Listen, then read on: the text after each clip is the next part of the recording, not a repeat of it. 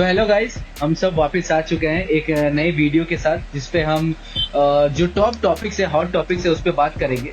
तो उसमें से जल्द हम स्टार्ट करते हैं। सबसे पहला हम टॉपिक पे बात करने वाले सुपर कप। तो सबसे पहले मैं अरुणीश भाई से पूछूंगा, अरुणीश भाई, एल क्लासिको खत्म हो गया, क्या एक्सपेक्टेशन थी आपकी मैच से पहले, मैच के दौरान क्या हुआ और मैच के बाद क्या आपकी फीलिंग्स थी, जो फ्रस्ट्रेशन जो भी था वो आप बता सकते हैं? यार मैच के आने से पहले firstly I would like to congratulate all the Barca fans including me for winning the super cup. This is our first trophy of the season और आई एम होपिंग कि आगे और ट्रॉफीज आने वाली है this season. Now coming to the match, यार मतलब match के पहले जैसे पूछा कि क्या मतलब एक्सपेक्टेशंस थी, तो मेरे को तो काफ़ी था कि 50-50 होगा पूरा, क्योंकि मैड्रिड भी समवेयर कहीं ना कहीं तो फॉर्म में आ गई थी।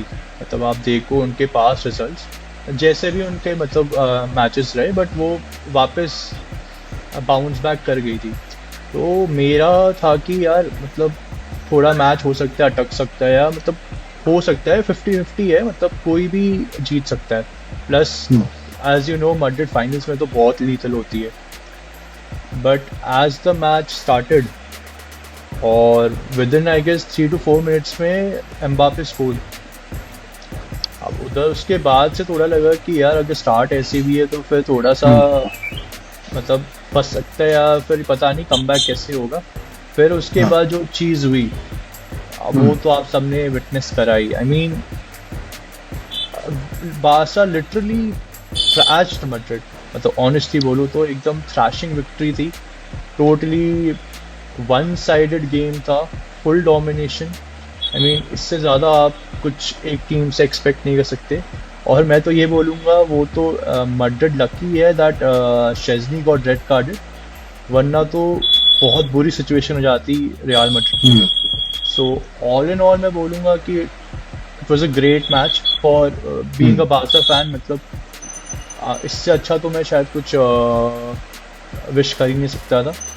So yeah, I mean, and special mention to our front three, Rafinha, Lewandowski, and of course our star kid Lamine Yamal. What a game, man! What a game! Killed it. सो उसी के साथ हम KD भाई पे आते हैं। तो KD भाई, क्या गलती हो गई? पहले बात तो ऑब्वियसली बारसा की परफॉर्मेंस पे बात करेंगे, बट ऐसी क्या गलती हो गई, कहाँ फकडअप किया मैड्रिड ने, जो कि उनको इतना बड़ा स्कोर लाइन कॉस्ट कर गया? एंड उसके साथ साथ मैं ये भी बोलूंगा कि अराओ के ऊपर आपका क्या कहना है? वो क्या छोड़ेंगे, क्या रहेंगे, रजिस्ट्रेशन में क्या होगा प्रॉब्लम, वो सब आप बता सकते तो प्लीज। हाँ, पहली बात तो रियल मैड्रिड से गलती हुई कि वो पिच पे आ गए हमारे साथ खेलने। सेकंड गलती उनकी हुई कि उन्होंने मतलब कार्लो ने सोचा कि चलो आज चुआमेनी को सेंटर बैक खिला देते। वो इतना हगा है पूरा मैच में, एक तो मैन मार्किंग आता नहीं उसको। 5'10" का बंदा राफिनिया, वो 4 फुट का है भाई, उसको बीट करके हेडर मार के जा रहा है।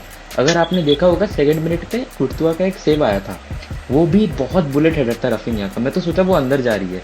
अगर वो गोल आ जाती फिर तो भाई 5-2 भी नहीं होती भाई, ऑनेस्टली स्पीकिंग एक भी गोल नहीं आती। ठीक है, सेकंड बात, रुडिगर का परफॉर्मेंस थोड़ा बहुत ठीक ठाक था, पर वो भी बहुत ऊपर हाई लाइन पे खेल रहे थे। जो लास्ट गोल आया रफीनिया का, एकदम सब ऊपर थे। एक थ्रू बॉल आया कसाडो से और पूरा खुल गई मैड्रिड। एक तो मेरे को बस फ्रंट रू में दिखा कि विनीशियस लेफ्ट में खड़ा है और एम्बापे राइट में खड़ा है।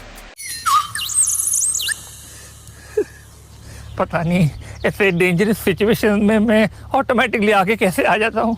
पूरा game Madrid 7 at the back खेली है और उनका बस यही टारगेट था कि किसी भी तरह बेलिंगहम के थ्रू हमारे विनीशियस या एम्बापे तक बॉल पहुंचा दो। ठीक है, और स्पेशल मेंशन मैं ओनली बोलूँगा कि एम्बापे और हमारा रॉड्रिगो, इन्होंने अच्छा खेला है। बारसा ओवर परफॉर्म की। लामिन भाई वो तो मेसी रीजन में आ गया था कल, उसने तो तेल दिया एकदम, फ्लैशबैक्स आ गए सबको। और रही बात अराहो पे, तो गॉड्स प्लान भाई, इनिगो खुद से इंज्योर हो गया।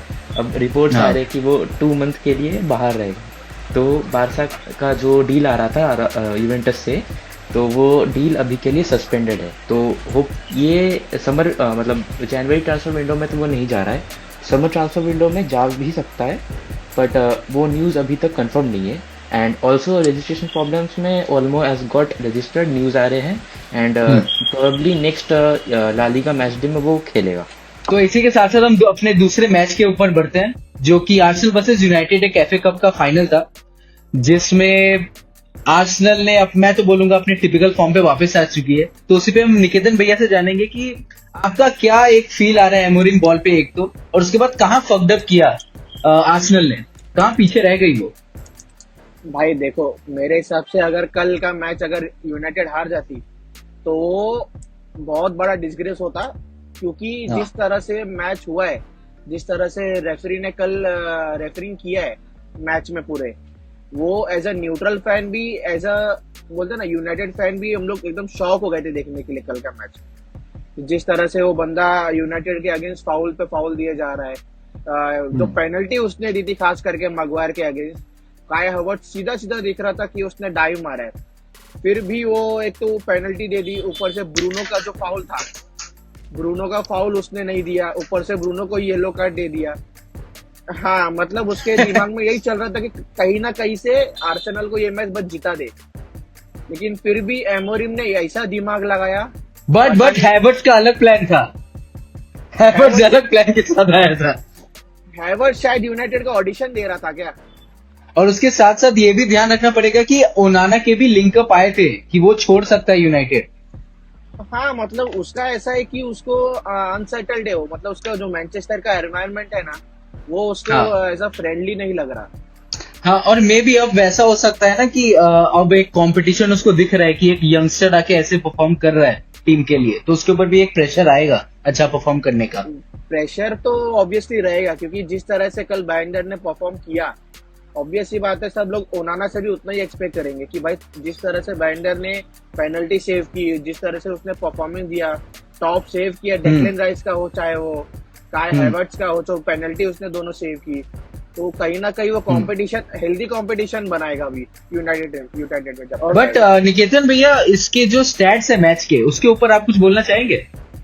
भाई देखो, स्टैट्स का तो ऐसा है, अभी मैं कल ही जब मैच खत्म हुआ उसके बाद मैं यूट्यूब के कुछ वीडियोस देखे टिपिकल फैन क्लब्स के, हाँ। तो ये कह रहे थे कि आर्सेनल ये मैच जीतनी चाहिए थी, ओके, स्टैट्स के ऊपर खास करके। तो मैं उन लोगों को बोलूंगा कि भाई there is a stats reason वो कुछ नहीं आर्सेनल होता। फैंस है। हाँ, वो बोल सकते हैं, मैं वही बोलना चाहूंगा कि भाई स्टैट से सब कुछ नहीं होता। जिस वो तो तरह है। से आर्सेनल ने कल खेला है, हाँ। चाहे वो ओडिगार्ड हो चाहे कोई भी हो, हाँ ठीक है, मैं मानता हूँ भाई, हैवर्ट्स ने चांसेस मिस किए, डेक्लन राइस ने बहुत सारे मतलब चांसेस बनाए, लेकिन भाई हाँ, वो अभी आर्टेटा उसमें भी कंप्लेंट नहीं कर सकता था बेचारा। कोई बोलेगा एक्सजी आर्सेनल के फेवर में थी, आर्सेनल के पास इतना ऑलमोस्ट 75% पोजीशन था, ऑलमोस्ट 2 का उनका एक्सजी था। उन लोग बोलेंगे यूनाइटेड डर्टी फुटबॉल खेल रही थी, फाउल पे फाउल कर रही थी, तो भाई मैं ये भी बोलूंगा कि आर्सेनल ने जो फाउल किए थे उसके ऊपर तो रेफरी ने कार्ड तो छोड़ो, फाउल तक नहीं दिया, उल्टा यूनाइटेड के प्लेयर्स को तो कार्ड पे कार्ड दिए जा रहे थे।